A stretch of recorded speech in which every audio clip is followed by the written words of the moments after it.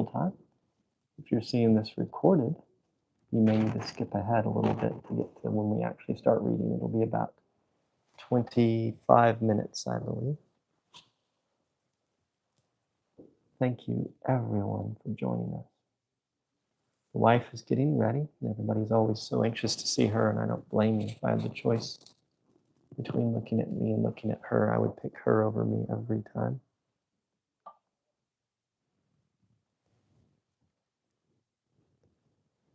Welcome, everyone. So tonight's reading will be from Varney the Vampire. Where is it? There it is. This classic story was written in the 1840s, and this inspired so much of what you think you know about vampires. Dracula was heavily, heavily inspired by this. This would have been the kinds of stories that Bram Stoker would have heard about growing up and read, and it was very, very influential. So it's been amazing too. It's about a landlord, or not a landlord, a blood-sucking vampire that is trying to buy some real estate, and all the chaos that's ensued in the 1820s English setting. It was written in the 40s, but the setting is the 1820s. This is salt water. We drink salt water for our electrolytes. It tastes like salt and water mixed together. Hello, West Virginia. Hello, everyone. And yes, the wife will be here. It is the privilege of a beautiful woman to keep us all waiting anxiously for her arrival. She gets to spend an extra little while printing and getting proper for us all.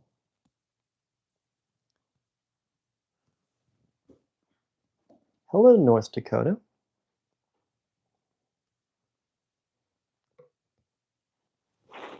What kind of salts? Mineralized salts. So this has potassium and magnesium and sodium and all the things that we need in it. I'm from a little city called Fort Smith, Arkansas, right in the middle of the United States. Trying to get all the cameras and everything ready. I think we're almost good. Are you really here already? There's headphones in the floor. I don't want to step on. Thank you for being attentive, dear. Arr. There she is. She's my vampirate beauty. Yar. Welcome in. Ram isn't a participant on Vampire Story Night. Make sure my sound is off. Yes, my teeth are real. We're trying the new microphones. How are they coming through for those of you that are on the red Google platform? I was unaware. Well, let's see. I guess I need to push that button. Learning to use these things. New stuff. Hello? Yeah, it shows up. See, we got two green bars there. Wait, was it saluto? How do you say hello in Esperanto? Fort Smith is an amazing place. Your mother is buried here. Well, that's... I hope that you get the opportunity to come visit. I touched something, it vibrated. I touched it again, it vibrated. I'm just trying There are buttons on it. So yes, I'm trying to... Don't push the buttons. I can't help it. I was trying to put the... Here, let me help you.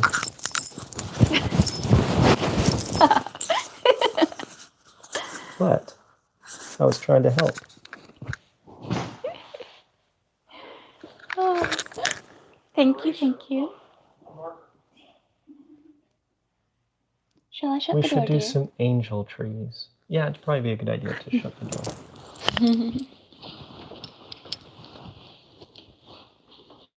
Angel trees. That's like the gift-giving tree thing. I haven't done one of those since I was much younger.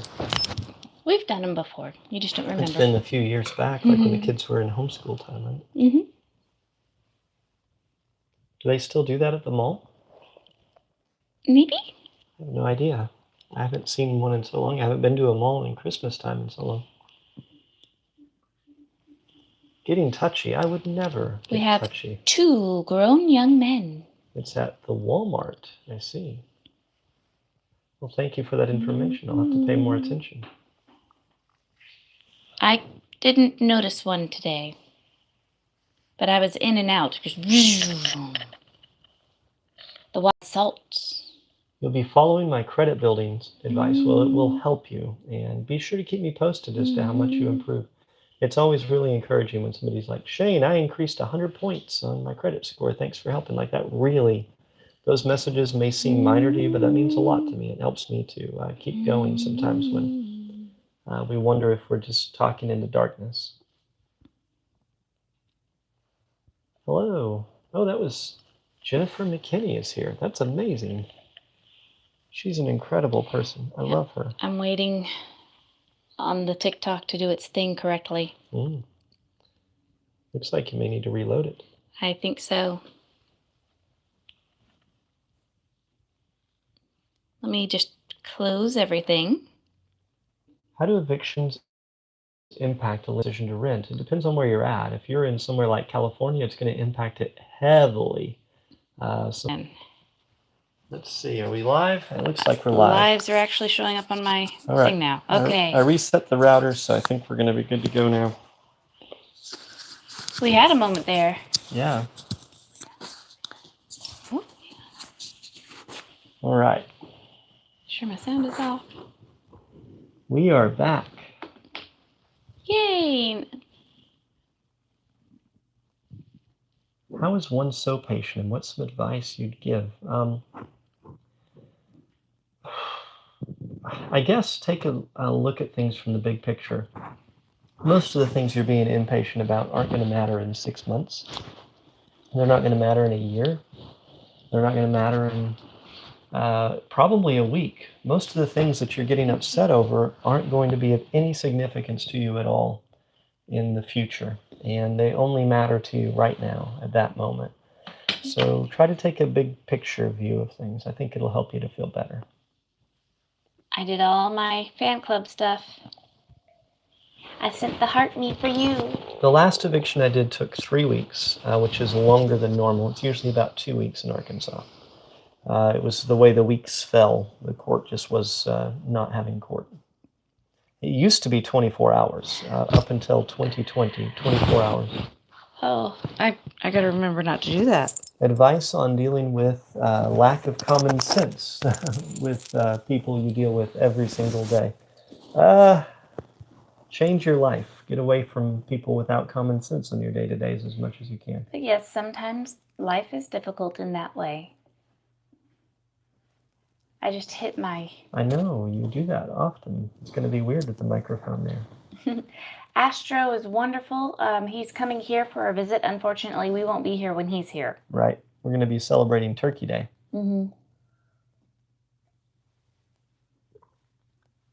How long have we been together? 24 years. Thank you. You love the way we're dressed. Thank you.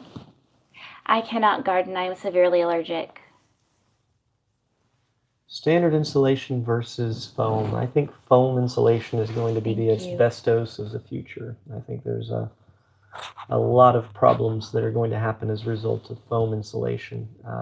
It holds moisture into wood, which creates mold problems and other things. I do thrift some, but this isn't thrifted. This actually came from Amazon, and you want to look under the seller, Scarlet Darkness. A lot of people are allergic to it, actually, and unfortunately, people that aren't allergic to it tend to say, oh, no, I've never, like, trust us. How did I know I was allergic? I had to go to the hospital. Yeah. It took her probably a month to fully recover, and my son has inherited that allergy, and it takes him a month to recover. Yes, emergency room visits are not fun. I did learn the hard way.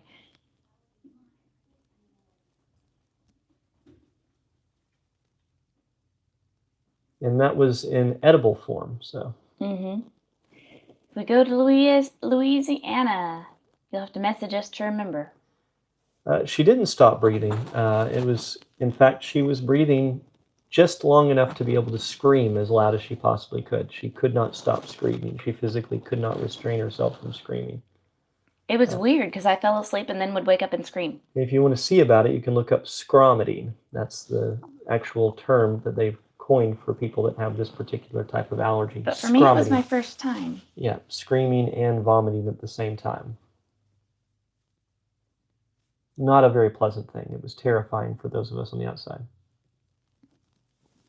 Who's the best MMA fighter ever? The most skilled? Machida. Machida, I think, was the most skilled. At least at stand-up fighting, he was definitely the most skilled. If you're going to look at grappling,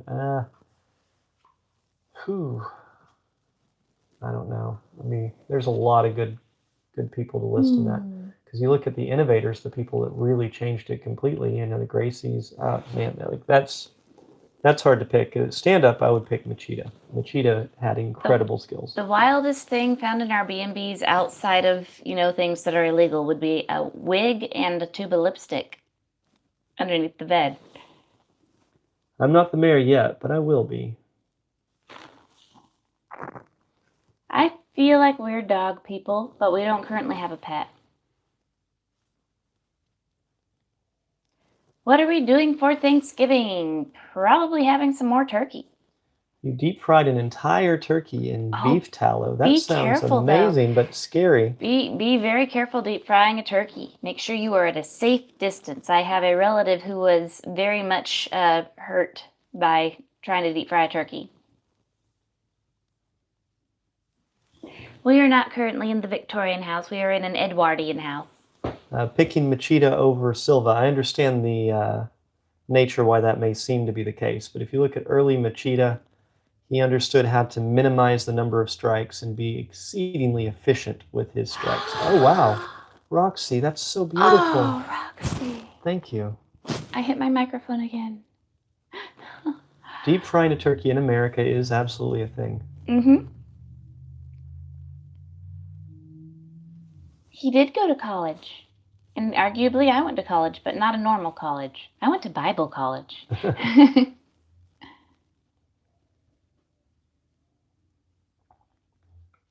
Thank you. Thank you.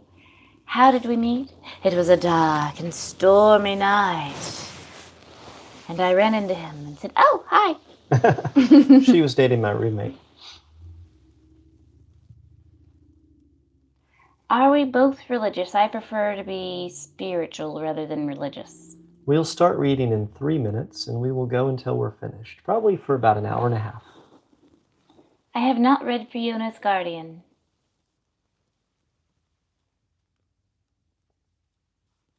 Shane's not a homewrecker. I was broken up with him when I finally decided to go out with Shane. We didn't really even go out. We just got engaged. She was invited to go to a music festival with us while she was part of our friend group after dating her friend.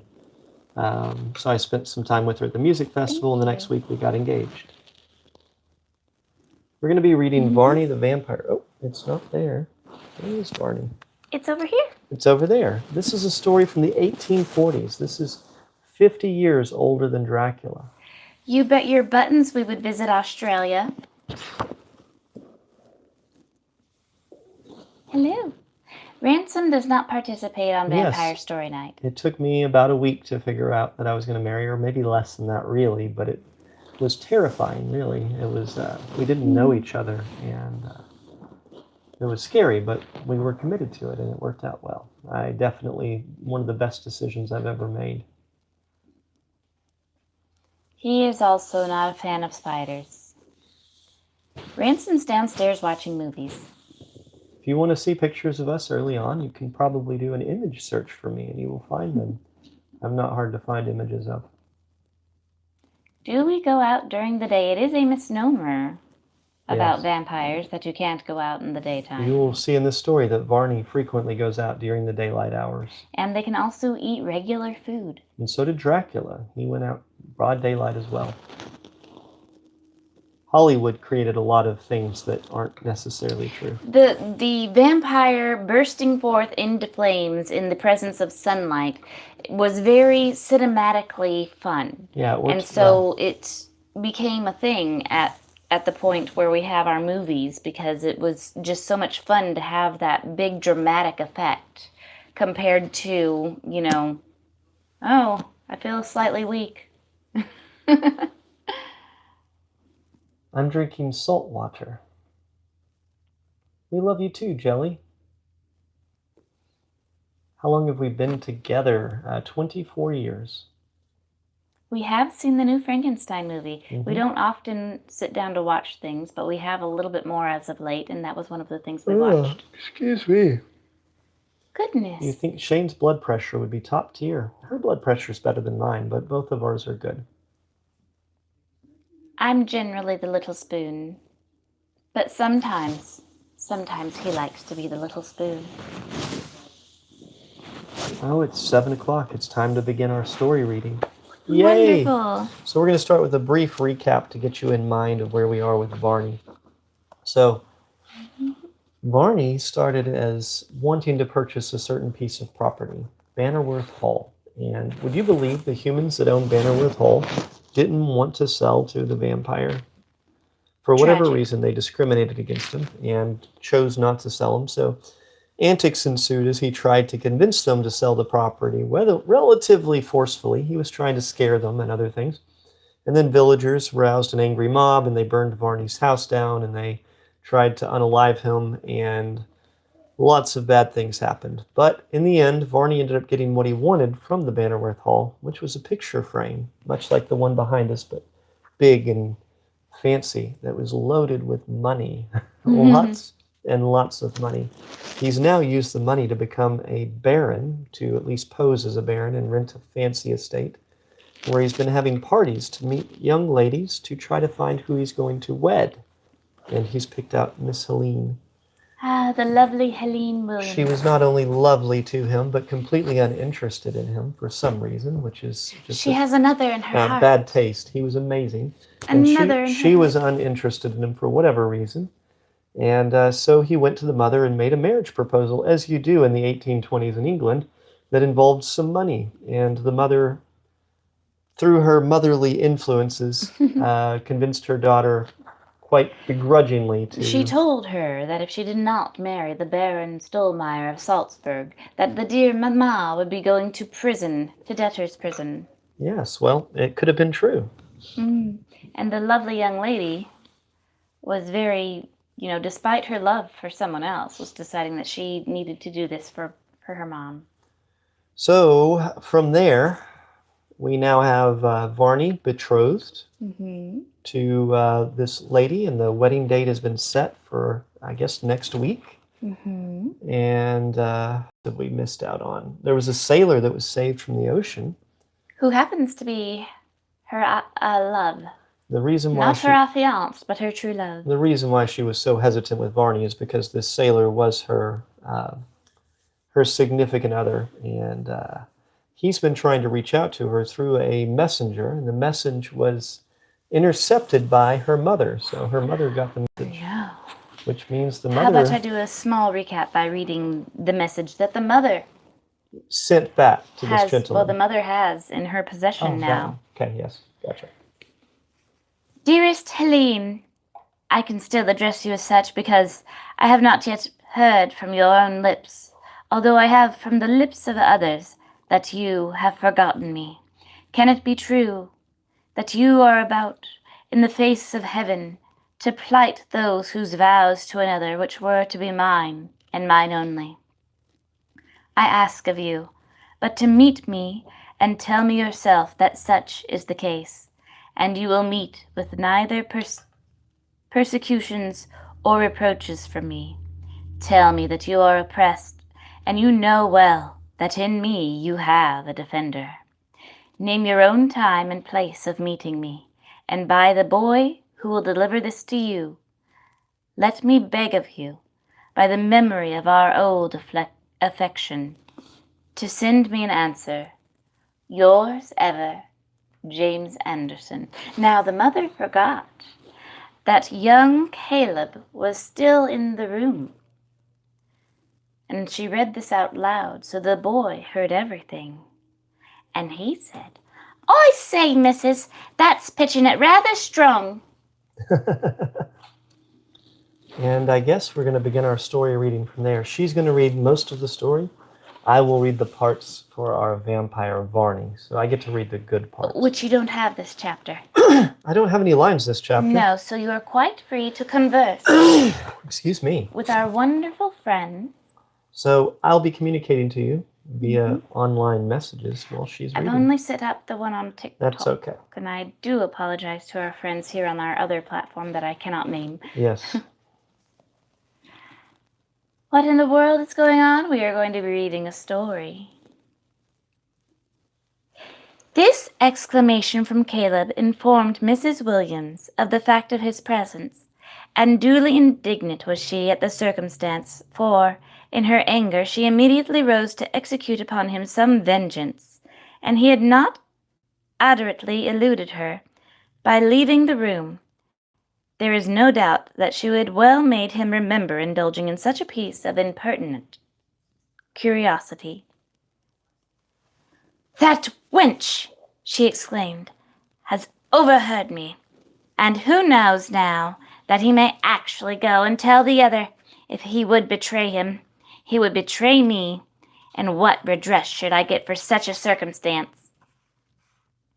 This was a mental suggestion which made it necessary Miss Williams should not only look over the fact of Caleb having stayed to listen to the letter, but likewise see him and to hold out some other inducements to him to be faithful to her, however he might choose to behave himself to other persons.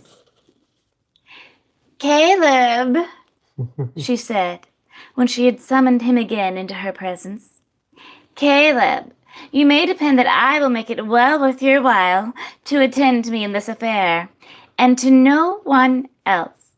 I can and will pay you well, and when the Baron marries Miss Helene, I dare say that if you would like it, I should be able to get you some great place at Anderbury Hall." "Well, missus," said Caleb, "it looks upon myself as put up to auction, and the highest bidder always has me.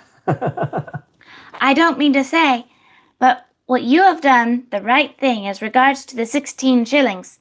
So what would you like me to do next, missus?" "I want you to take a note back in answer to that which you have brought me. But of course, the young man who gave it must suppose that this note comes from my daughter Helene." "How much?" "What do you mean by how much?" "How much am I going to get? That's what I mean." "Oh, I understand you. How much do you expect for such a piece of service?" "Something handsome, I should say."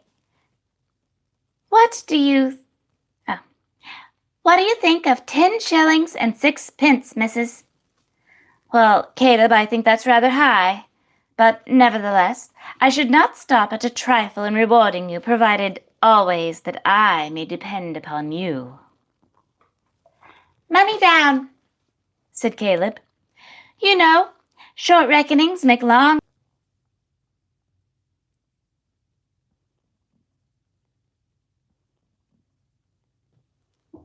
That says we're live here. Hello. Are we back? I think we're back. Are we back? Hello? Hello? It looks like we're back. Yay. Sorry, we don't know what's going on with the internet in the neighborhood. They have been doing some utility work in the area. Unfortunately, we may be... It's awful late. Yeah, well, I'm not sure if it's correlated to that. Oh, good. I'm glad we're back. All right. With a bad grace for Mrs. Williams, Mrs. Williams never liked parting with her money. She produced the sum which Caleb required for this new service, remarking as she did, "Well, Caleb, you will soon grow rich if you go on in this way." "Oh, likely enough, ma'am," said Caleb. "I likes to be paid, and I don't see why I shouldn't." Mrs. Williams soon handed him the note, which merely contained the words, "Come at 8 and ring the doorbell." These words she wrote as much as possible in her daughter Helene's hand, and having sealed up the extremely laconic epistle, she handed it to Caleb, directing him to go at once and deliver it to the party who was expecting him.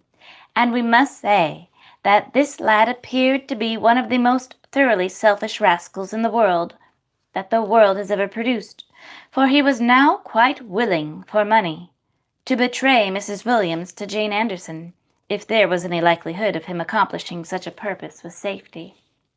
But here some difficulties presented themselves, which Caleb's natural acuteness enabled him very well to see. In the first place, James Anderson, he shrewdly suspected, was not the sort of individual to be trafficked with, as Mrs. Williams was, and considering that he had already committed an immense breach of trust in giving the letter to Mrs. Williams instead of to Helene, he thought, and we are inclined to think correctly enough, that it would be rather a hazard to say anything to him about it. "Oh, no, no, no," he said. "I'll just give him the Mrs. letter, and then back out of the whole affair, for I don't half begin to like it.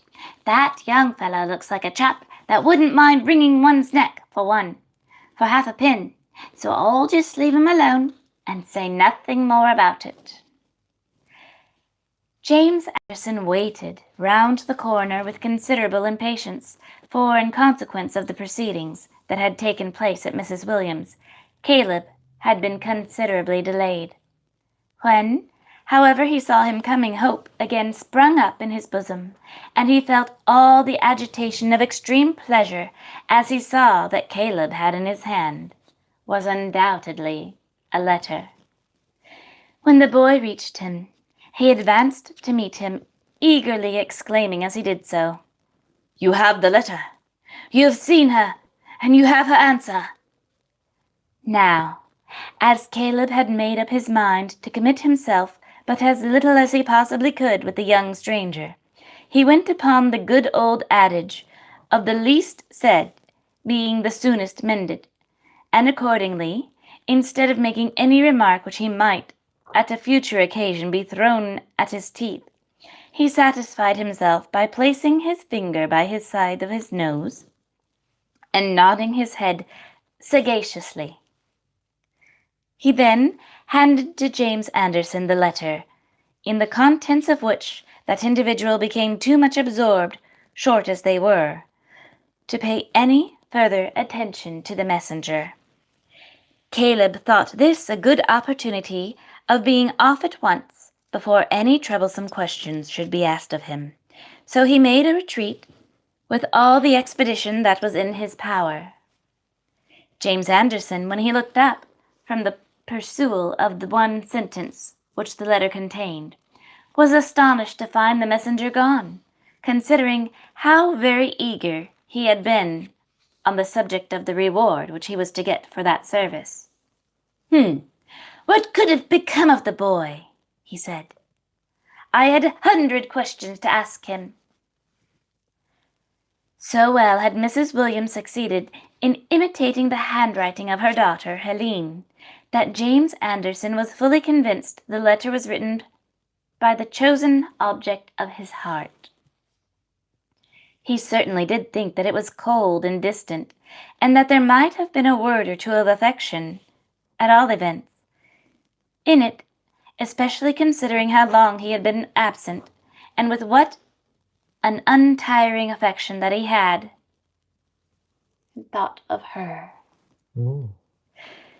"She might have told me that her heart was the same," he murmured to himself, "or else that she should have let me know at once that it was so altered that I should not know, that I would not know it for the same. But still it is something to look forward to, an interview with her. She may not have had the time to write more, or perhaps she may have doubted the messenger and thought it unsafe to utter anything concerning her real feelings in this epistle." Thus hoping and trying to persuade himself of the best, did James Anderson anxiously expect the hour when, by the note that had been sent him, he expected once again to look upon the face of her, the remembrance of whom had cheered him in many a solitary hour, and enabled him to bear up against the evils and misfortunes which otherwise would have been insurmountable.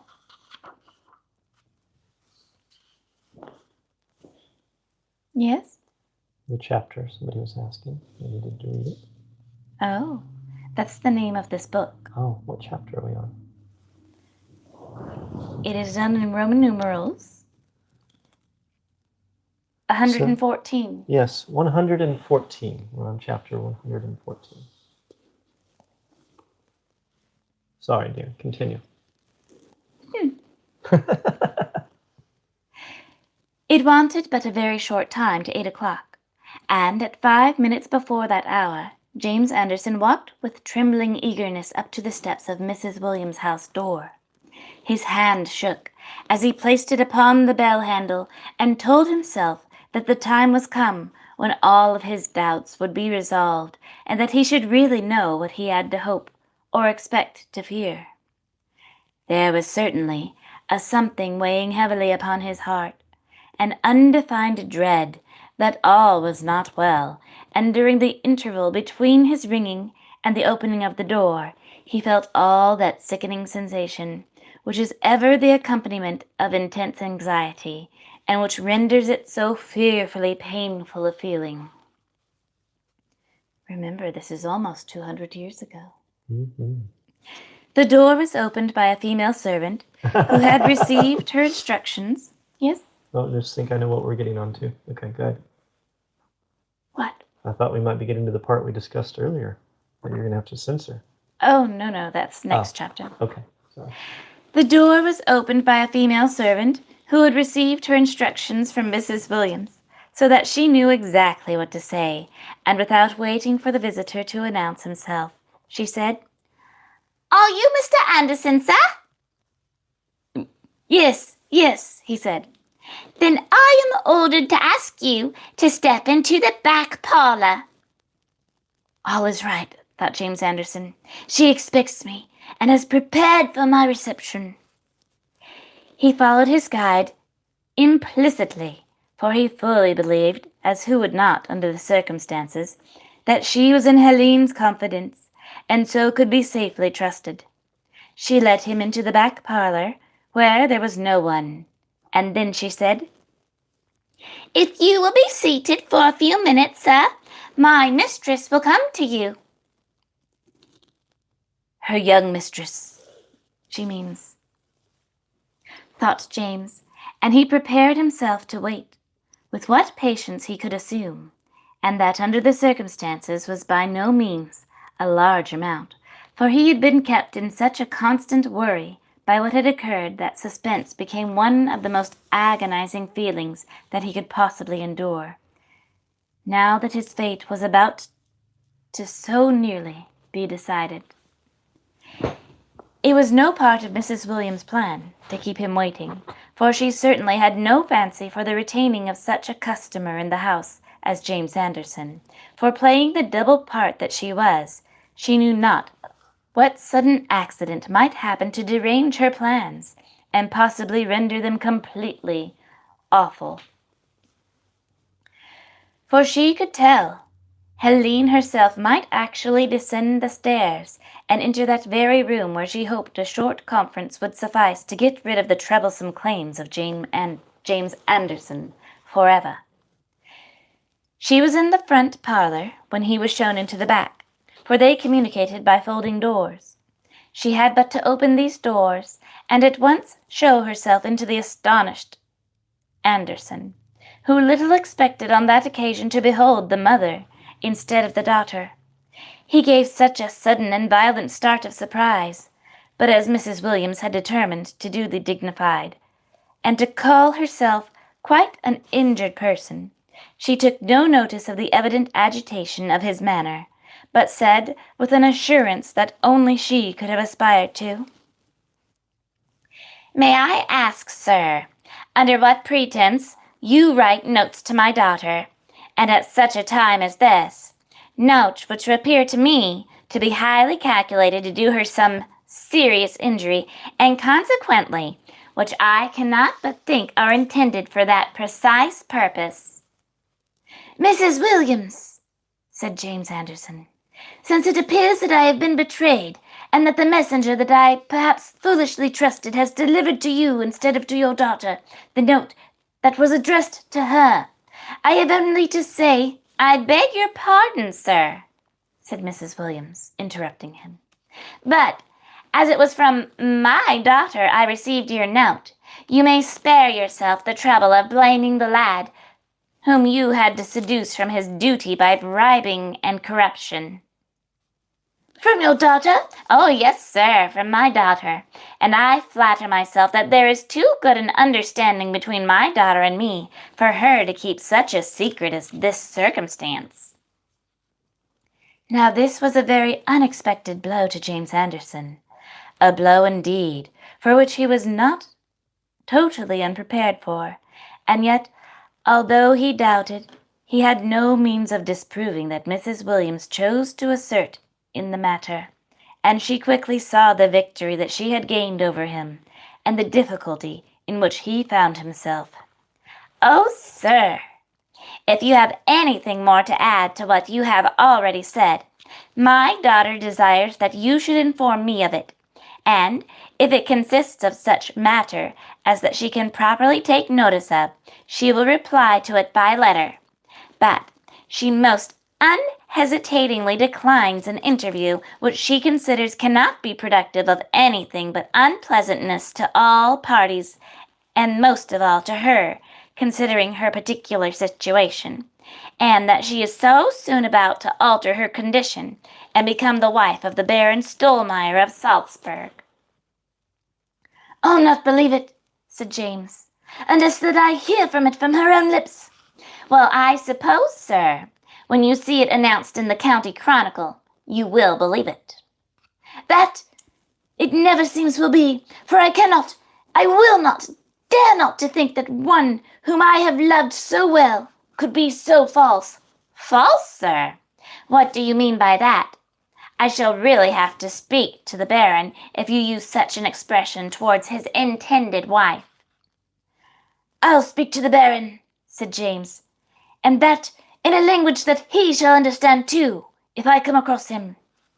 "If you threaten, it will be my duty to inform the Baron, so that he may take such legal steps as he may be advised."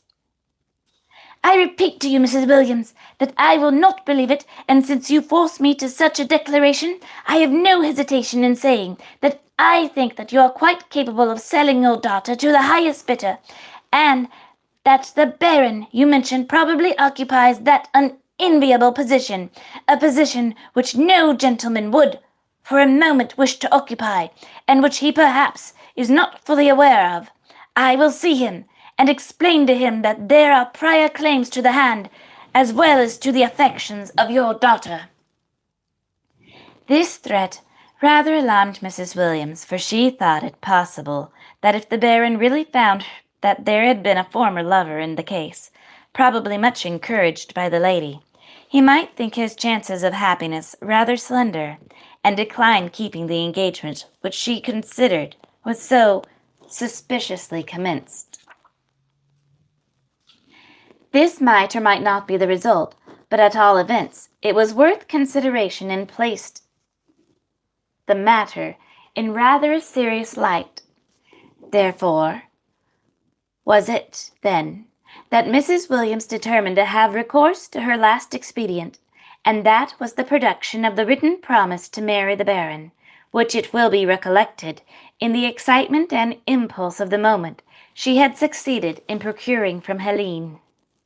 "Well, sir, since you will not be convinced by any ordinary arguments, and since you doubt my word in this matter, I shall be under the necessary of adopting some means of explaining to you the matter fully, and of showing you that there is an abundance of proof of what I have asserted." "Proof, madam! Nothing but an assurance from Helene herself can come to me in the character of proof in such an affair as this. Let me see her, for a mere fact that you sedulously keep her from me involves the affair in a general aspect of suspicion." "Read that, sir, and if you know anything of the handwriting of her whom you affect so much to admire, It ought to resolve your doubts. James Anderson took the paper in his hand and glanced upon it, and by the sudden change that came across his countenance as he did so, Mrs. Williams saw that it was having its effect.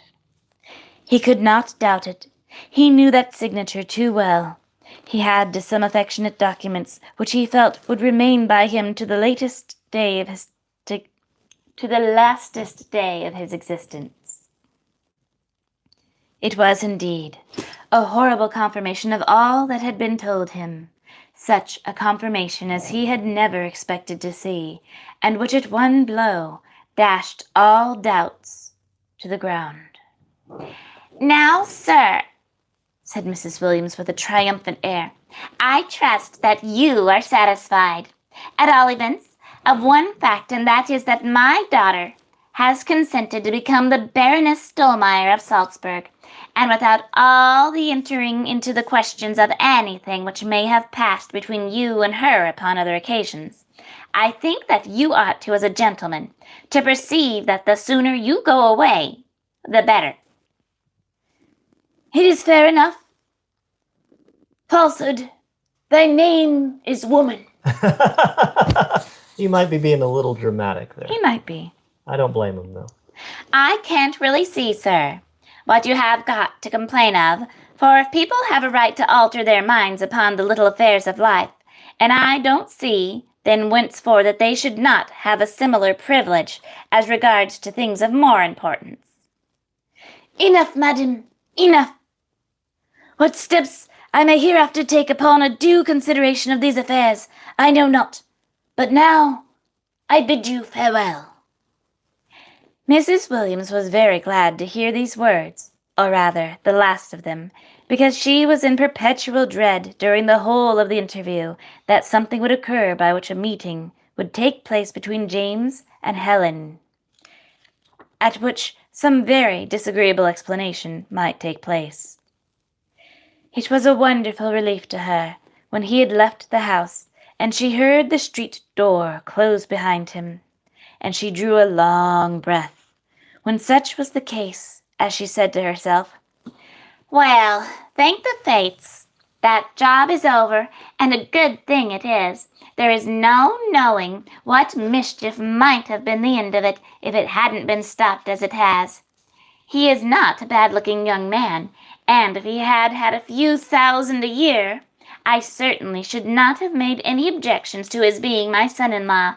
But I possibly cannot and will not have poor people in the family. There is no end of trouble and bother with them, and instead of getting your daughters off hand, it's just taking on hand an addition of some man for their amusement." James Anderson went sorrowfully enough back to the fisherman's cottage, where he related to the sympathizing old seaman what had occurred, for Jack Pringle was not there, and if he had been, James Anderson knew very well that he would have got no sympathy from him on account of the circumstance, for the frailties of the softer sex did not seem to have any material effect upon Jack Pringle or his sympathies, since by his own account Excuse me. he had been jilted so often that he now thought nothing of it at all. Jilted is a word you don't hear much anymore. All right, we're at 50,000 taps, which means it's magic time. I'm going to perform a trick I'm the only person in the world that can do. I practiced this for an incredibly long time. What I have here is a deck of cards. What I'm going to do is take a card from this deck, flip it around backwards, and put it back in. I know that seems very simple and not that impressive, but I'm going to do so with a card that you pick Saltwater. using only my tongue. So somebody pick a card. We are drinking salt water. I can't read the other platform. I have to read the big one. Oh. 3 of Hearts. Oh. Why does your sister always try calling in the middle of Vampire Story Night? Oh. We're doing the 3 of Hearts, my friends. He has worked hard exercising this wonderful tongue of his.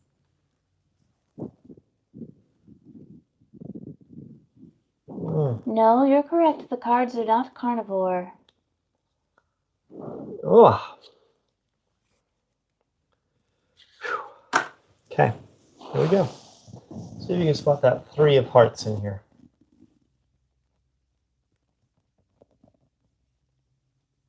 See it anywhere? See this one right here?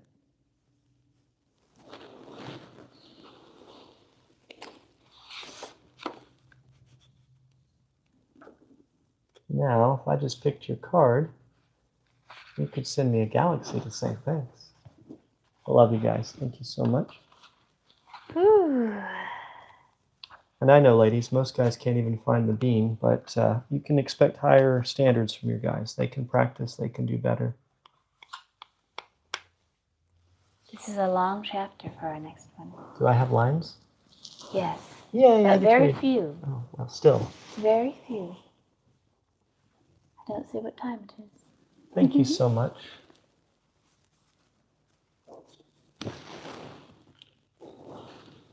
You want to take a little bit longer of a breather? That's only just a moment to do a magic trick, but you seem like you're just ready to jump right in. I'll jump in, and then there's a few breaks that I think I can take, and the individual smaller segments.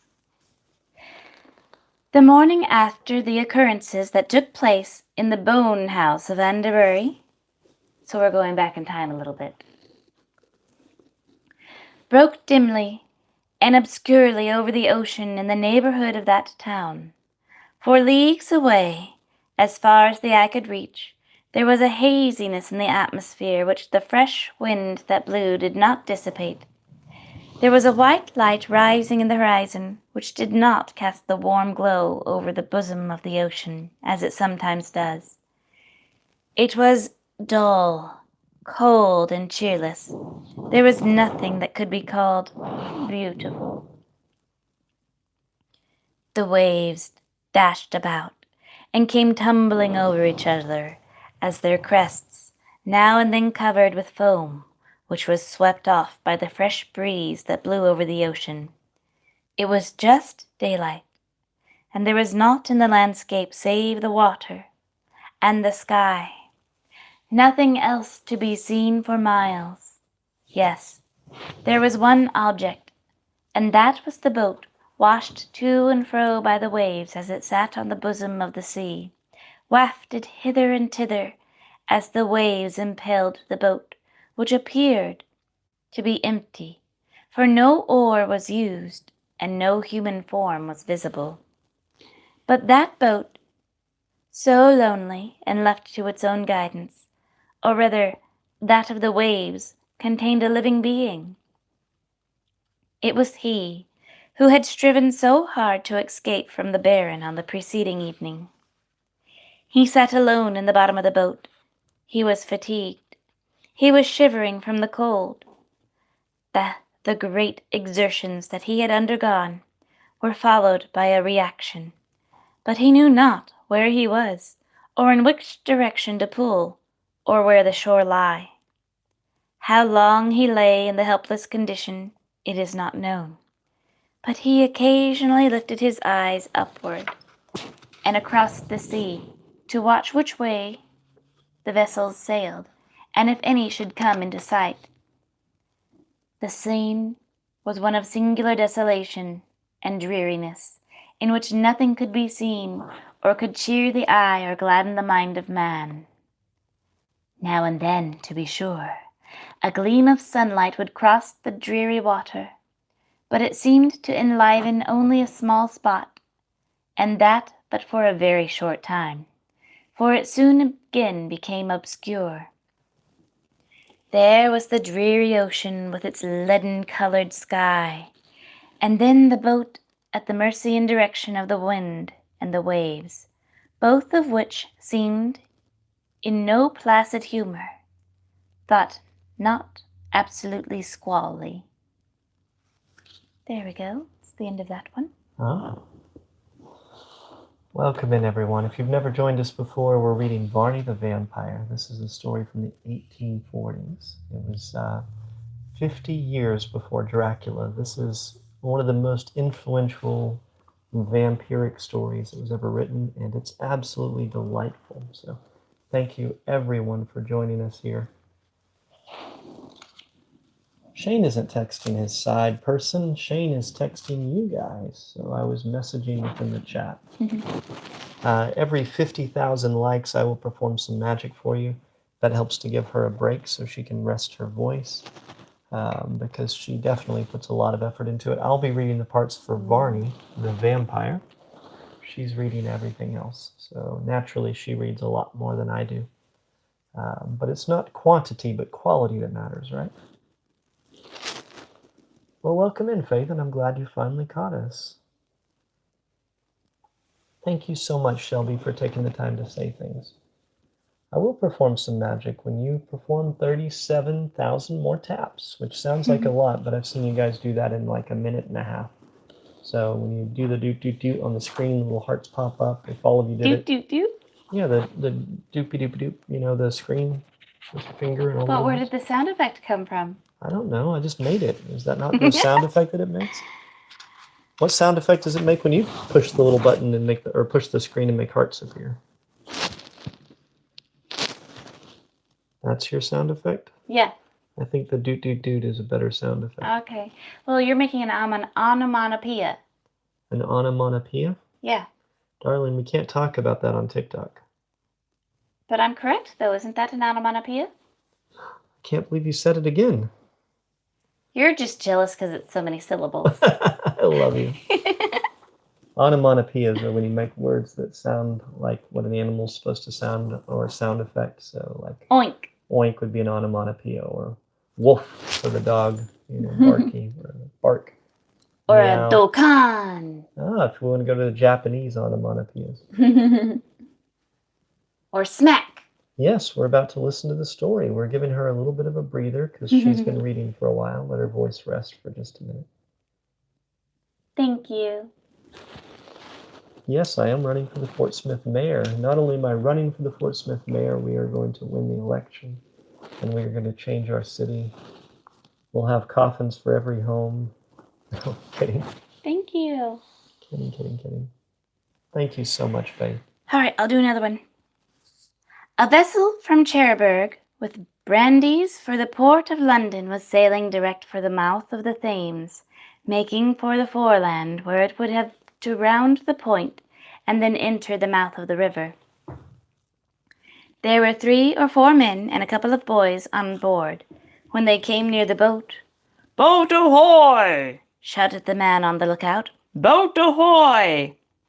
No answer was returned to the shout, and the men on board shouted too, and crowded to the side of the vessel to see what was going on, and who was in the boat. The captain came up. He had been in the cabin, but hearing the shout, he came on deck to see what was the matter. "What is the matter?" inquired the captain, looking around. "There's a boat on the shoreboard," said one of the men. "Nobody in it, I think. I think she seems to be drifting." The captain looked at the boat for some minutes attentively, when one of the men said, Perhaps, sir, that the wreck and the boat has been swept away by the waves, or the crew hadn't time to get into her, or something of the sort." "No," said the captain. "she is not a ship's boat, she is a shore boat. That's what it is, lads. She's got washed out, or somebody's drowned, upset, or rolled out." "Something of the sort, I dare say, sir." "We needn't leave for her. She's no service to us, we can't spare the time." "But, sir, I think there's someone in her." "But the boat is drifting," said the captain. "But she's coming this way, and that will be the easiest way to ascertain the truth of our conjectures." They steered the vessel so as to meet the boat, which the sea was beating towards them, and in about 20 minutes or half an hour they came within a couple of score yards of the boat, when they could plainly perceive that someone was sitting in the bottom of the boat. "Halloa!" shouted the captain. "Boat ahoy! Ahoy!" The man who was in the boat looked up, and seeing the vessel he answered the cheer. "Throw him a rope," said the captain to one of the men who were standing by. A rope was made fast to the vessel, and then it was thrown by a strong arm to the boat, and came right athwart it, and was immediately made fast by the man who was in it. He then began immediately to haul up the rope, and so draw his boat up alongside the vessel, and then he came on deck. "How now, shipmate? What do you do out at sea on such a cockle shell as this?" "Nothing," replied the other. "Nothing? Well, you have come a long way to do that. What induced you to come to sea? Or were you driven out? Or how was it that you came here?" "I was driven out against my will," replied the man. "I was rowing about shore when I fell asleep, thinking myself safe, having secured the boat, as I believed, safely enough." "Aye, aye," said the captain. "and so you found out when you awoke your mistake." "Oh, I did. My moorings had broken away, which was only a boat hook and a rope. The tide coming up lifted the boat hook out, and I have been out to sea ever since, and don't know where I am." "Why, that must have been last night," said the captain. "Last night it was," said the stranger. "You have been to sea all night, then?" added the captain, taking a long gaze at the stranger. "Indeed, I have, and I am quite cold and hungry. I had nothing with me, and I rowed some time in hopes of getting in to shore again, but unfortunately I did not succeed. I suppose that I got further out to sea rather than nearer the shore." "Well, that is about the fact. You must be about 15 miles out to sea," said the captain.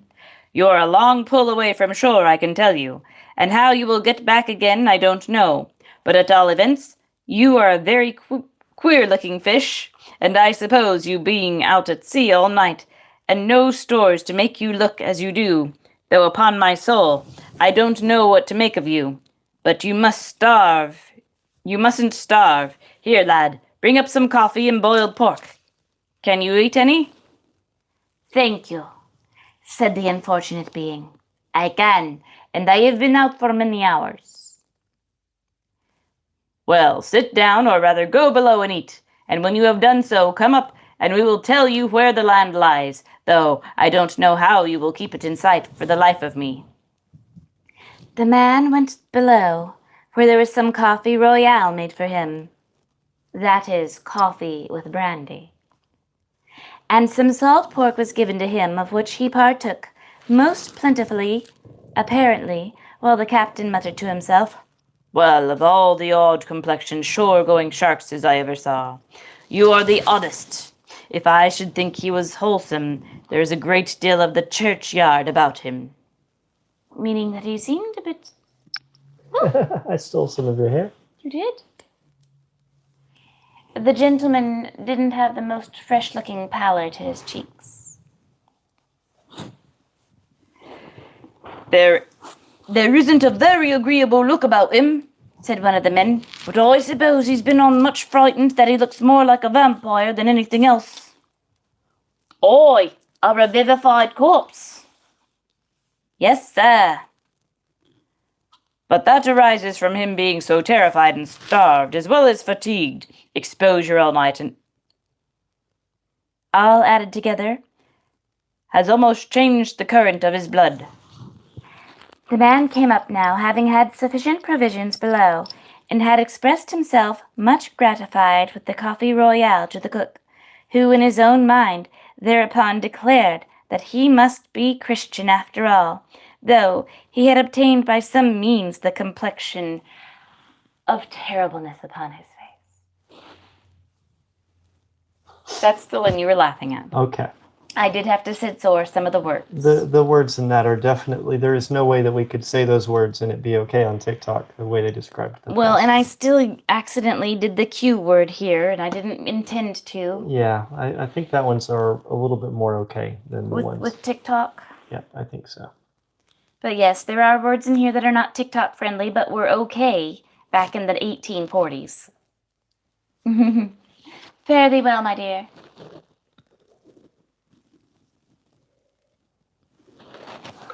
I'm going to turn the air conditioner on so that I can breathe a little better. Kelly, that is so Thank kind of you. you. Thank you so So much. pretty, thank you. I didn't realize you were having trouble breathing. It's a temperature that us non-reptilians are finding difficult.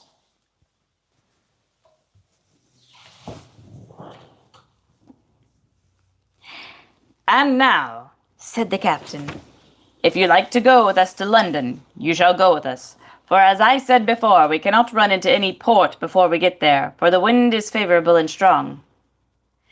I would sooner get back by means of my boat, replied the man, if I were sure of making land.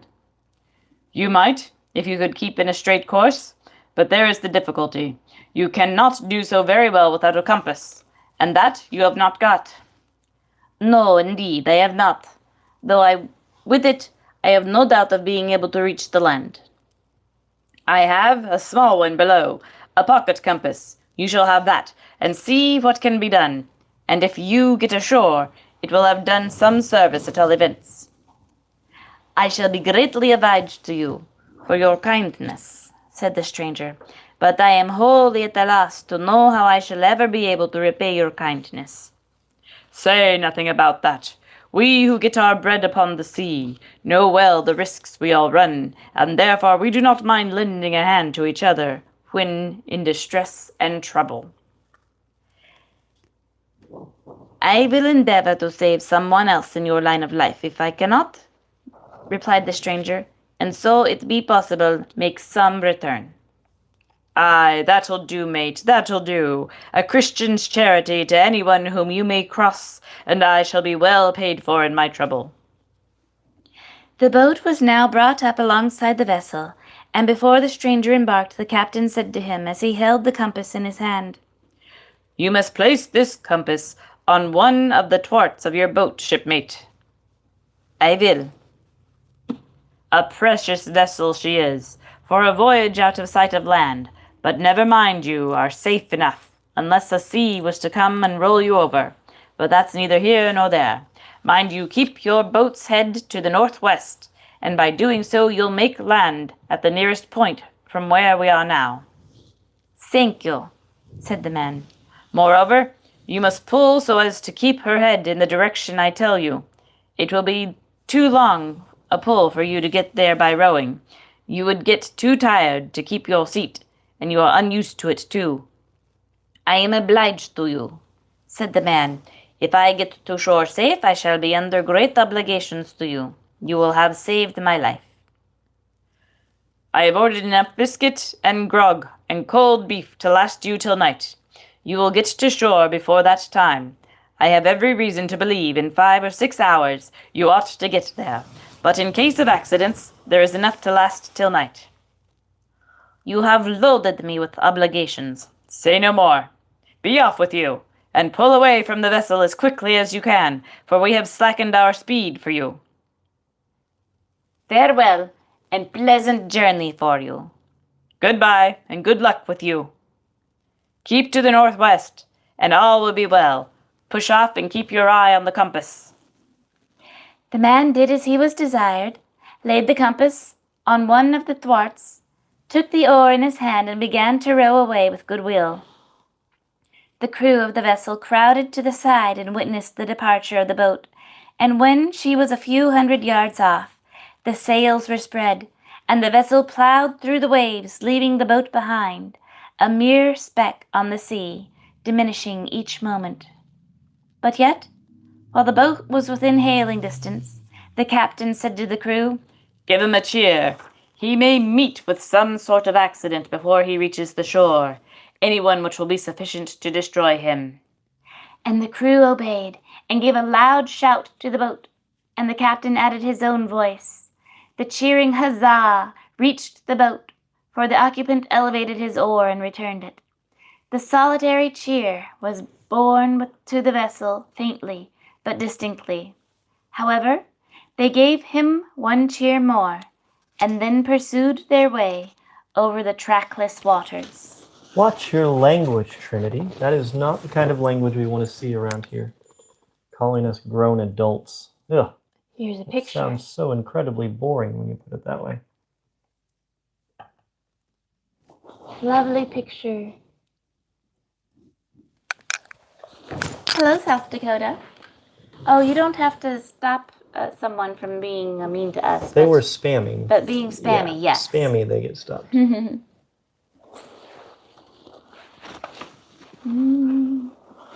She's going to give herself a moment to rest her voice. The illustrations are the original woodblock prints that came with the stories back in 1840. We do magic every 50,000 likes, so the next one will be at 150,000.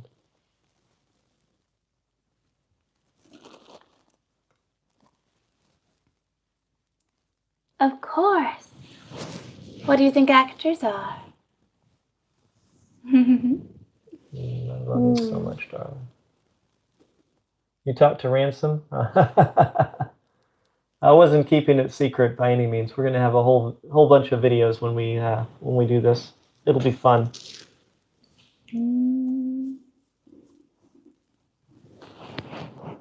Grown adults get to do whatever we want. That's exactly right. Whatever we want. Well, almost whatever we want. There's always a few limitations. With your style, do you get rude people asking questions in public? No, we get curious people asking questions in public. I had people today. Yeah. I had people today ask me why I was dressed up, and I said because it's a Wednesday.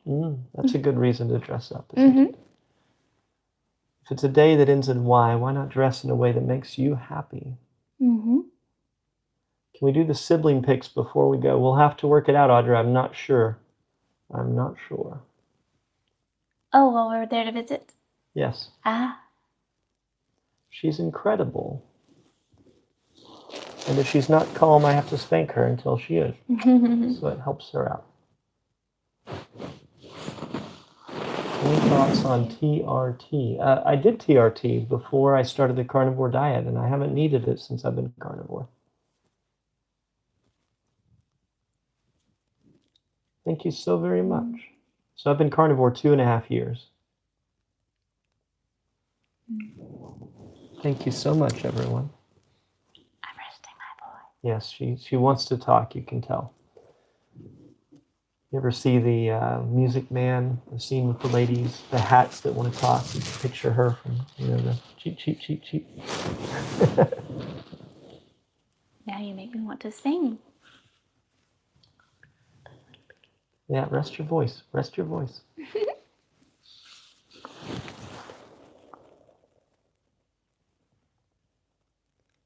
How long have we been together? 24 years. I hope your afternoon goes incredible. I bet Dad is laughing.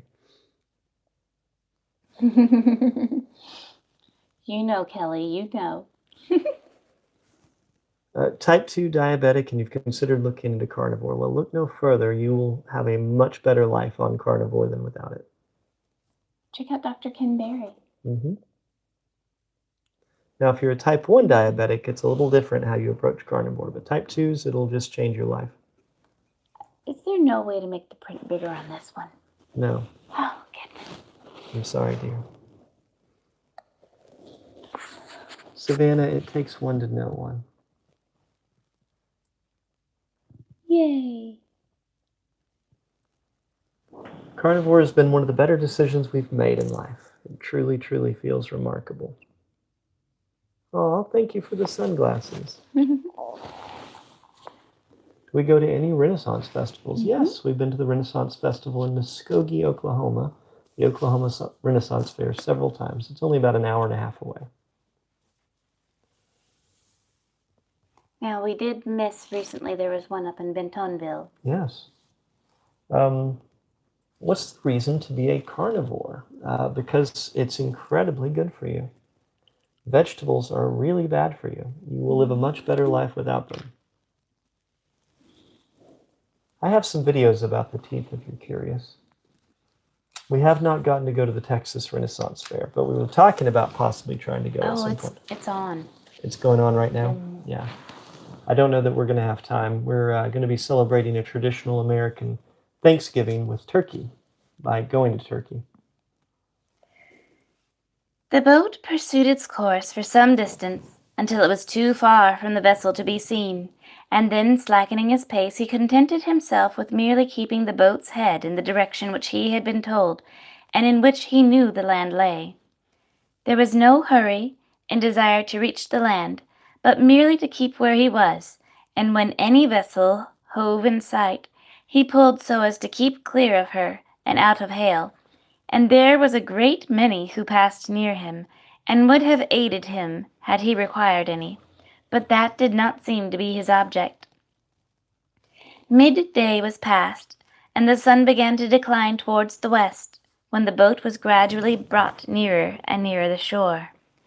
Not only was the shore visible, but the very houses might be counted, and yet he would not come ashore, but appeared to be awaiting the sinking of the sun before the boat chose to seek the protection of the land.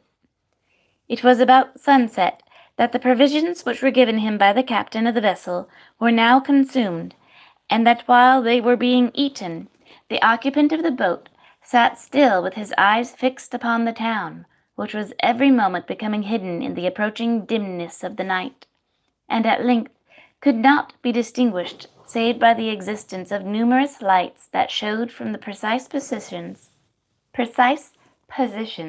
in which it lay. I would like to remind everyone that this individual was out in a boat all day long in the sun, and he is a vampire. Vampires have historically always been able to be out in the sun until Hollywood got a hold of them. Darkness now came on, and nothing was to be seen on the ocean whatever. He remained yet longer at sea. But at length there was no danger of being noticed. He gradually rowed his boat into shore and secured it. Then, jumping ashore, he wandered about the town from one place to another, and finally he determined to make his way to the Anderbury house. There is at least plenty of everything there, and though there are plenty of servants, yet in so large a place there is ample room to secret oneself, and plenty to be had for troubling taking it. He came to a small public house, which he entered with the view of resting a short time, and of ascertaining what was going on in the town. There were several people seated in the public room, and he now seated himself up in one corner of the room, unobserved by anybody.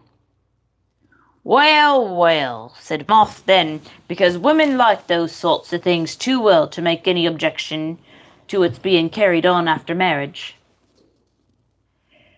The Baron's very right. If he carried it on then, he would be watched by his wife, who would take good care to rate him for any attention he might pay to any of the ladies, and therefore it would only be keeping him up with the means for being scolded up, and keeping up the balls. I don't know what that term means. Aye, it would be only getting into hot water and keeping the kettles boiling on purpose. He would, said another man, merely be keeping the entertainments on for the purpose of showing off his wife and her self-will, as well as her power over him, and showing them all how she could rule a man. A very favourite pastime with the married woman, who, when they have a partner who don't like fighting and quarrelling, and who does love peace and quietness, knows how to give it to him. Well, I think better of the Baron, who I think is a man who wouldn't stand much of that. Oh, you know what an unpassatory a woman can become when she pleases. An unpassatory is an Asian tree with highly poisonous sap. Well, said another, the strangest thing that I know of is the loss of Bill Wright's boat. Oi, what's that? I've heard something about it, though I can't say I've heard the rights of it yet. What was that all about? Well, he says that when he went to bed he left his boat safe enough moored to other boats and afloat. Bill says that he swears that she couldn't get clear without help, but she did get clear, and there is nothing to be seen of it now, at all events, and poor Bill is in a devil of a way about it too, I can tell you, and good reason enough. Oh, yes, Bill's scarce able to get another boat unless some good friend should give him one, and that's a scarce likely, I think, as times go. There's no ball at Anderbury House tonight, I believe, said one of the visitors. None that I know of. No, there is none, said another, because I know several who've got leave of absence, so they are short-handed there, and they would not be so if they had anything particular going on, for the Baron does the thing handsomely. Aye, so he does. The stranger listened to all of this conversation very quietly for some time, muttering to himself, That is well. It will suit my purpose very well, and I will go and see how the land lies in that quarter. I have objects in view, and some of the valuables to be found there are, at all events, will aid my projects and assist me in my comfort, and I may as well have them from there as anywhere else. Besides, I know more of that place. It suits my taste to do so, and will be somewhat in shape of revenge. Calling for his reckoning, which he paid, he left the house and proceeded towards Anderbury House. She's going to rest her voice a little bit. Isn't she amazing? What time is it getting to be? It is after 8 now. Goodness. So we'll have at least another 15, 20 minutes that we'll be reading to everyone. I probably will get some lines at some point in this chapter. There's some parts. I read the parts for the vampire. She reads everything else. When I have a lot of lines, she can read longer, but when I don't have a lot of lines, it means that she has to speak so much. We still have several pages to go. Did we read to our kids? No, we don't believe in reading to children. We think it causes them to get ideas and education and things that are just not good for kids. We believe we just stick them in front of the TV and let the TV educate them like a proper American. Isn't that right, dear? Just nod your head. You don't need to strain your voice.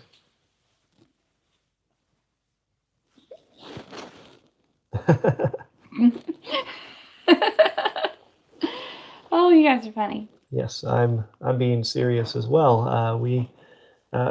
She read to me very early on in our relationship, and I enjoyed listening to her read aloud, and it's always been wonderful to sit while she was reading to the kids, things like The Hobbit and The Lord of the Rings and Harry Potter and many of the other books she would read. To Currently, every other Monday night, I am reading to you guys The Hobbit.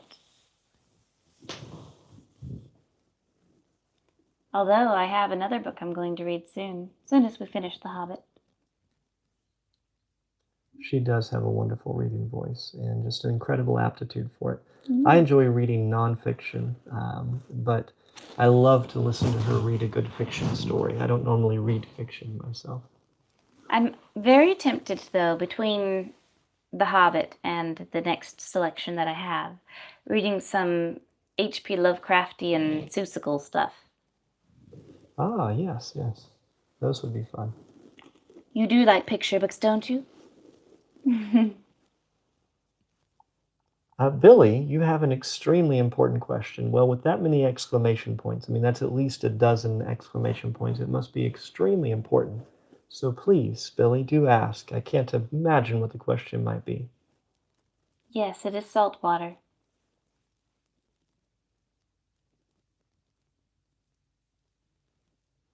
I'm waiting with bated breath. I'm still waiting, Billy. Why salt water and not regular water? Because salt water is good for us. Occasionally we might... I did oil up today, Billy. That's a very good question. Very rarely I'll drink regular salt or regular water without salt. If I'm at a restaurant or something, I might just have water with a lemon.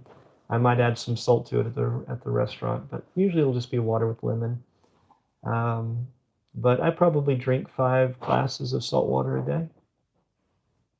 Does salt water not make you more dehydrated? Not unless you're drinking brine or like salt, like from the ocean. It's not that salty. Yeah. He does drink Topo Chicos. The McKinneys, you guys are fantastic people and have amazing personalities. Thank you for being And here. I Thank you for noticing. I do agree that I think he drinks too many Topo Chicos. I think I drink precisely the correct number of Topo Chicos, which is exactly as many as I might drink today.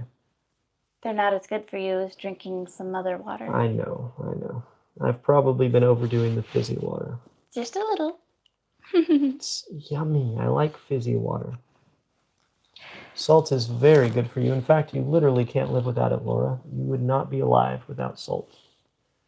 Lack of salt is one of the biggest problems. There's a reason why when you go into the doctors, the standard thing in hospitals is often get you on a saline IV drip because most people don't have enough salt in their system, and that can cause so many symptoms and problems. When am I doing the Lovecraftians? Well, these are special Lovecraftians, and they're short. But after I finish The Hobbit, which we may finish The Hobbit in the next couple weeks. But right now we're reading Varney the Vampire, so that's on a Monday night adventure. Topo Chicos are fizzy water. Okay. I'm going to quit hogging the microphone. She's going to read some more. So remember to tap, tap, tap. We're only 25,000 likes away from the next magic trick. Hello, Kiwi. It was now 9 o'clock, or a little later. No one was about, or scarcely any, and those few the moving figure endeavored to avoid. He turned out of the usual paths and walked over the fields and unfrequented ways, keeping near the hedgerows, until he came to the bounds of the grounds of Anderbury House. Here he paused and bethought himself of the best means of entering the house unseen, and unsuspected by anyone else. His object would be defeated. However, after a few moments, he determined to proceed, and for that purpose he made for a spot where the fence was low, and ran by some trees that had been cut down and grew bushy. Having reached there, he by the aid of the branches contrived to get over into the grounds, and then made his way swiftly towards the plantation that ran up close to the house, and by the means of which he hoped to reach the house, and perhaps enter it. Silently he made his way into the plantation, and just as he reached it, he saw the moon rise in the east. It was just rising above the horizon. "Thank you," he muttered, looking towards the luminary. "Thanks that you did not appear before, but now you are welcome, for I can keep under the cover of the trees, and the deeper the shadow, the safer I am from observation." This was right enough. The moon rose full, but not bright, for some clouds seemed to intervene, or rather, some thin vapors, which gave her a strange color, and at the same time increased her apparent size. But she rose rapidly, and as she rose, that would wear off, and she would resume her silvery appearance and usual diameter. He was now safe in the plantation, but at the same time it would require some caution not to be discovered, for at times even the plantation formed beautiful evening walks, which many of the inhabitants of Anderbury House had indulged at various times, and especially when there was what was termed a family party. On a moonlit night, when there were several members of the family who knew the grounds well, then they would find ample amusement in wandering about. However, there were no such parties on this evening, and as it followed, he ran no danger. Lightly, therefore, he crept forward, making no sounds save such as it was impossible to avoid. The footfall upon dried leaves, the crackling of sticks, and the rustling of smaller undergrowth when he came into contact with it. "How shall I be able to pass the open spaces, I know not. But I have passed worse spots than this, and I may be pretty confident that I shall succeed in escaping detection on this occasion. However it shall be tried, there are few who are about. All is quiet and still, and the very watchdogs are quiet and asleep." Pardon me. He crept onward now until he came within some 150 yards of the house itself, when he paused and listened, But hearing nothing, he again came forward and approached to within a few score yards of the house, when he was suddenly arrested by the sound of voices. He paused and listened. It was a female voice, spoke near. She was evidently speaking to a man. "Now, William, do you really believe that you can get in without making any noise?" I'm sure of it, providing that you leave the window open and the rope there. "Oh, yes, yes, I will." "Well, that room is empty. Pull off your shoes and creep out of the door, and don't let it bang together, or it may alarm someone." Yes, yes, I will take care. "Well, then, remain in the passage or room until I come to get you. But should you be disturbed, you can hide yourself in any of the closets, or go upstairs, which will bring you to the floor on which my room is." I'll take care, but do not forget the rope, and to leave the window open. "I'll not forget. I'll throw the rope on one side so as to hang among the vine leaves, so that it will not be detected by anyone accidentally coming this way, though that is very unlikely indeed." I understand. For the matter of that, I think the vine is strong enough to bear me without the rope. "I would not have you make the attempt, lest you fall and are unalived. William, be sure that you do not make the trial. What a thing it would be if you were discovered, and all were to come out. I should be ruined." Never fear that. I will take care both for your sake as well as my own. "Then goodbye." Some words were then uttered in a whisper, the important of which he did not hear, but it continued for a minute or two, and then the female said, "Wait here a few minutes, and you will see me come to yon window, and let down the rope, and then be gone as quickly as you can." Never fear for me. I will wait here until I see you at the window, and then I will leave. The female figure he saw glide quickly away, and he watched it until she was out of sight, and then he watched for the signal also. He could see from the male figure who stood within about 3 or 4 yards from the spot where he was concealed. Then, after a time, he saw the female figure come to the window indicated by her, and then throw a rope out of it, and cause it to hang down by the side, or among the leaves of the vine, so that it could not be seen except if it was looked for. When this was done, and the figure saw the female had withdrawn, he turned from the spot and walked hastily away, further into the plantation, and when he was quite out of hearing, and the stranger could no longer hear his footsteps among the dried rubbish in the woods, he walked cautiously forward to the edge of the grounds, and then gazed up at the house and listened carefully to ascertain if there was any sound at all indicative of the vicinity of a human being. Hearing none, he assumed another attitude, and prepared to make a dart forward to the window as he muttered, "The coast is clear, and it will be hard indeed if I do not now succeed. Once in the house, I will soon secure myself in the contents of some of the Baron's drawers. Some of his gold will be mine." Again, taking a cautious survey, and being perfectly satisfied that he was unobserved, he dashed across towards the root of the vine, and in a moment he had seized the end of the rope, but he heard the sound of footsteps. What to do? He could not tell but spring up a few feet and buried himself among the leaves of the vine, which were very luxuriant. The footsteps were heard closer and closer, until he could perceive the very female who had thrown down the rope out of the window stop within a few inches of him, and then seize hold of the very rope that he had been about to seize. Her object was to ascertain if the rope was low enough to be reached, and when she had adjusted it to her mind, she exclaimed in a low voice to herself, "Ah, that will do. He will easily find it, I dare say, and it will be all right. Nobody will see it." Having satisfied herself of that, she left the spot and returned the same way she came.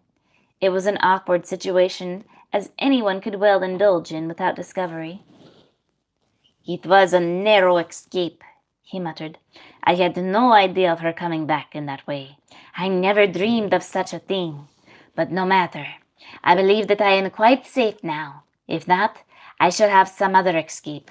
She must have been next to blind to not see me." However, he got down, and then pulled down the rope straight, and by the help of that and the vine, he then pulled himself up to the window, into which he speedily got, and found himself in an empty room.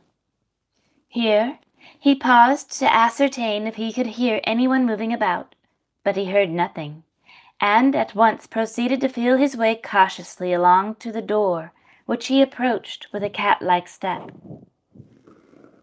Opening the door, he paused to listen before he ventured into the landing to which it opened, but finding the coast clear, he went through that and then into the next room, which was apparently a storeroom, being filled with a variety of things of the miscellaneous character, and which were only of occasional use in the house.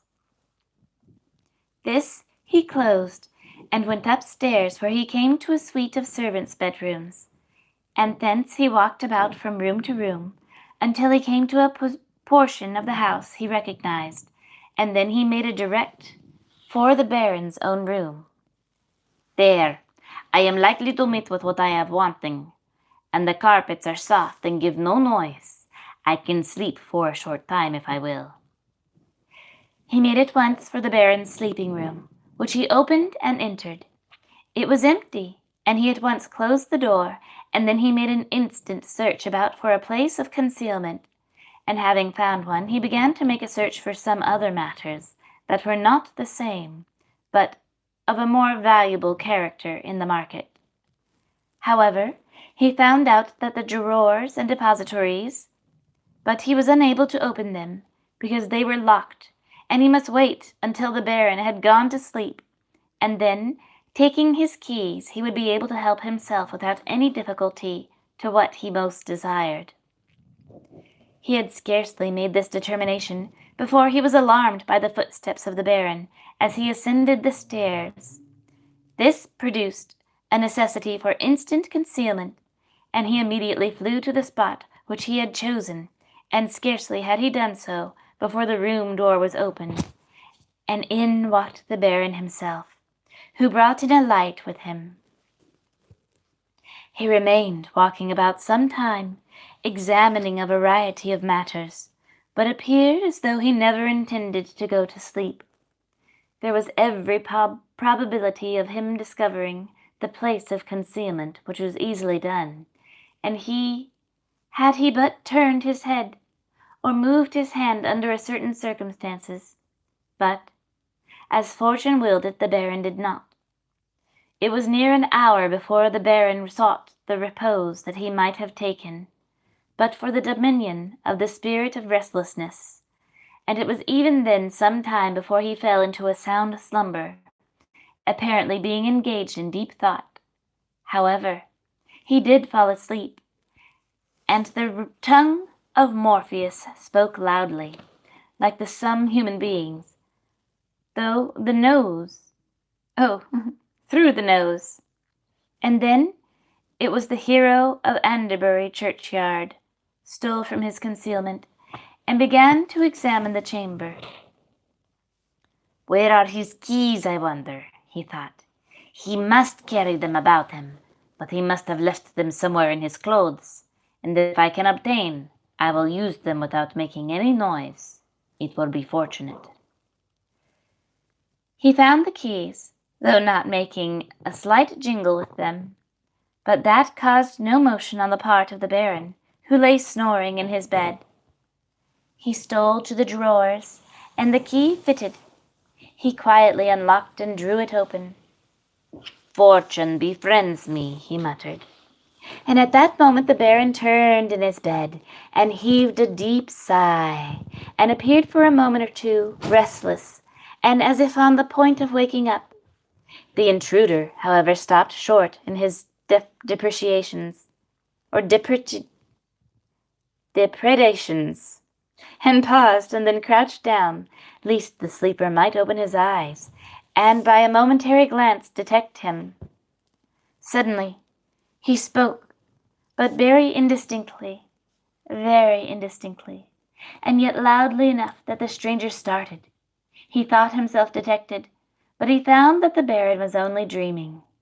He drew nearer to him and listened to what he said. Sighed the Baron. She's very, very beautiful. Her form and face, perfection. He paused and again went on, but too indistinctly. A word or two was heard plain enough now and then, but it was impossible to form any sense of them. They had no connection with one another. She is so beautiful. Again muttered the Baron in his sleep. She's lovely, amiable. What a wife. Then he again fell into a train of half-mumblings from which nothing could be gathered. Heavens, what a fine prize. He exclaimed the Baron, and again he relapsed, but appeared more composed and quiet. I would that he were 9 fathoms deep below the level of the sea, muttered the robber, and then I should not be bothered by him. Sleep or let it alone, he exclaimed, between his teeth. It would almost be safest to unalive, and yet one cry might bring the whole household upon me. Turning to the door, he ascertained that it was locked. He turned the key, and in doing so made a noise with the lock, which had the effect of causing the Baron to start. What was that? He muttered in sleepy assents. I thought I heard the door go, but it can't be. I locked it. I remember very well I locked it. After this speech, he fell asleep. Another escape, muttered the intruder, who rose from his crouching posture and setting the door open so that he could, in case of an accident, make his escape from the room. Then he again turned towards the drawers and began to help himself to the contents when he accidentally struck the keys, which fell with a clash to the floor. In an instant the Baron started up on his elbow and pulled aside the curtain to see what was the cause of the disturbance. In a moment the light was put out, and the intruder had assumed a motionless posture. But it was too late to escape the quick eye of the Baron, who instantly jumped up, exclaiming as he laid his hand upon the pew-pew which he had under his pillow, and cocked it. Ah, robber! Assassin, stand, or I fire! The sound of the pew-pew was quite enough. It came distinctly to the ear and suggested the idea of more than ordinary danger with it, and he dashed past, heedless of the command of the Baron, who called upon him to stand. The Baron pewed, and in an instant the house was filled with a stunning report, which echoed and re-echoed from room to room, filling the inmates with wonder and alarm. The sensation produced by the sound was of that description that can hardly be described.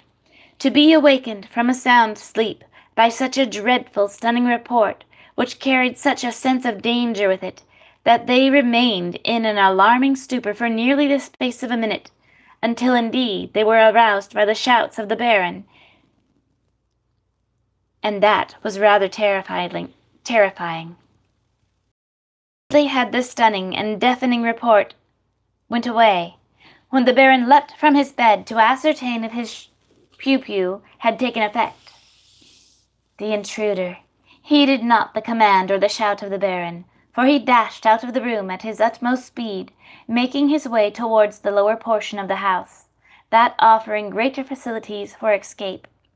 The Baron, as soon as he had recovered from his first surprise, jumped out, and seizing a heavy cane that was lying across one of the chairs, he rushed after the flying figure, shouting and calling to his people to get up.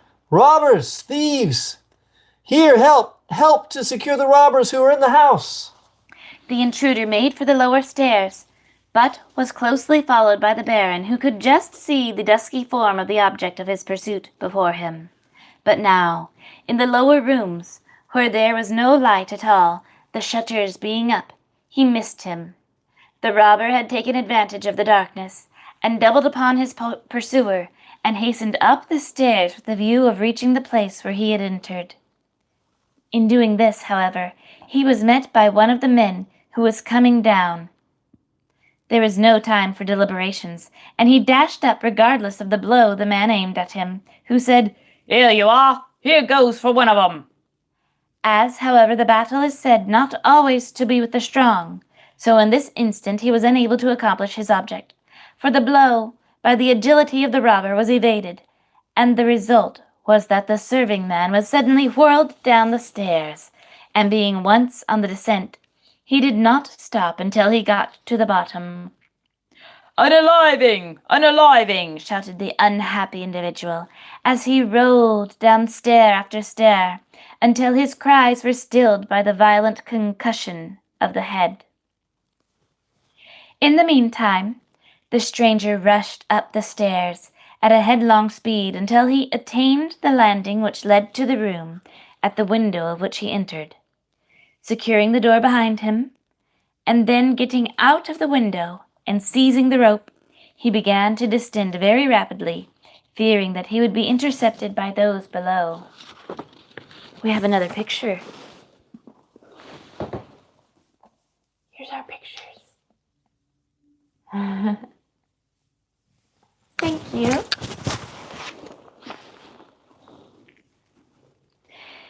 He slipped down the rope rather than let himself down, and before he had got halfway down, he met with an impediment, which, however, quickly gave way. They both came down plump to the earth together. "My God! My God!" exclaimed a man's voice in great terror and tribulation. "What is that? What is that? Mercy! Mercy! I didn't mean to do anything wrong."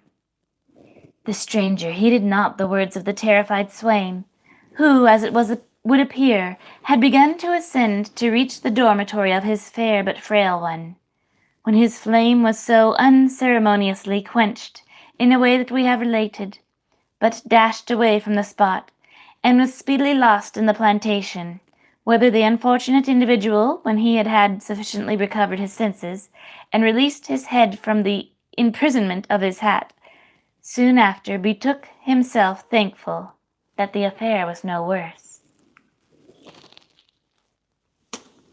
Wow, that was a long chapter, wasn't it? It was. I owe everyone here a magic trick of some kind. Oh. Would you like to do a magic trick of some kind, dear, with me? All right. What are we doing? Underneath your seat. Just reach under your seat. Reach under my seat. Everybody reach under your seats. Everybody in the audience, you're about to find the card that I have right here. If I did that, that would be really cool. That would be astounding. Okay. Let's move this to where everyone can see nicely. Thank you. Okay. So what I have here, I'm not an experienced enough magician to work with metal yet. I'm still working with wood, but I can assure you that this can hurt a lot, and it's quite nasty. Someday I'm going to work my way up to blades. There. So as this happens, this fits into a groove, just like this. Okay. Very simple, right? Well, the young lady is going to put her arm in. Come on, dear. We haven't messed this up in a long time. I'm very unlikely to mess it up. Come on. You trust me, right? Yes. You don't look like you trust me. Have I hurt you recently? No. No what? No, sir. Better. 1, 2, 3. Okay.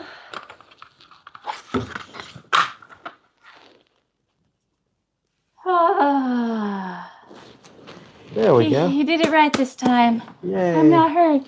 I'm so proud of you. You're my special helper.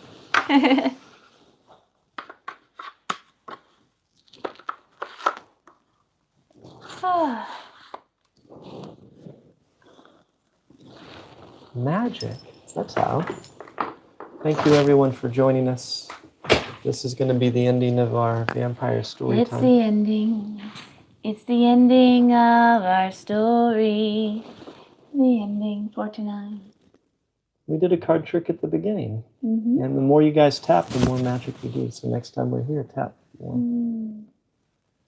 All right, guys. Bye. Good night.